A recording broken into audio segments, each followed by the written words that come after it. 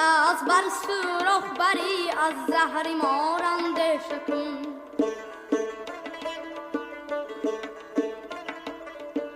دست بر سوراخ بری از زهر ماننده شکم پای بر گلمی نهی از زخم خارنده شکم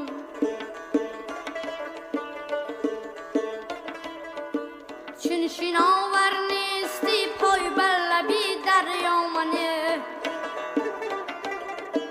چون شناور نیستی پای بر لبی دریا منه در میانش قدمانی از کنارنده شکن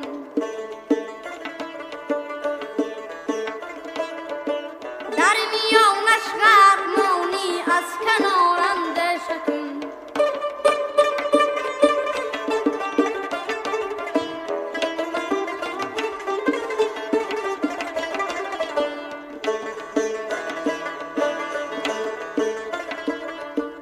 دشمن اگر پشه باشد کم طرف فیلش مدام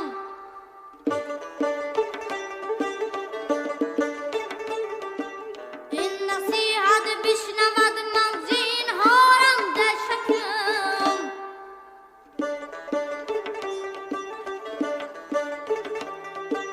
پشه از شب زنده دار خون مردم میخورد پشه از شب زنده دار خون مردم میخورد زینهار از مردمی شب زنده دارنده شکن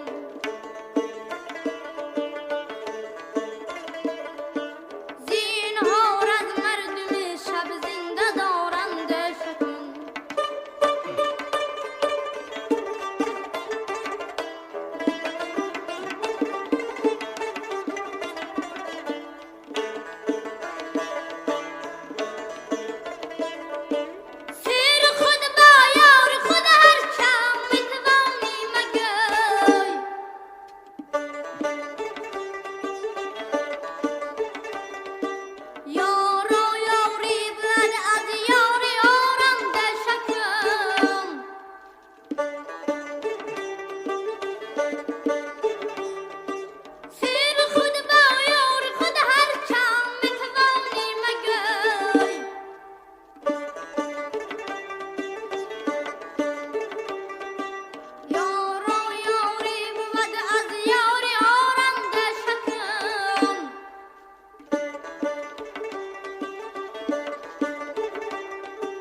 شمس تبریزی تو را جام میدهن اندیشه دار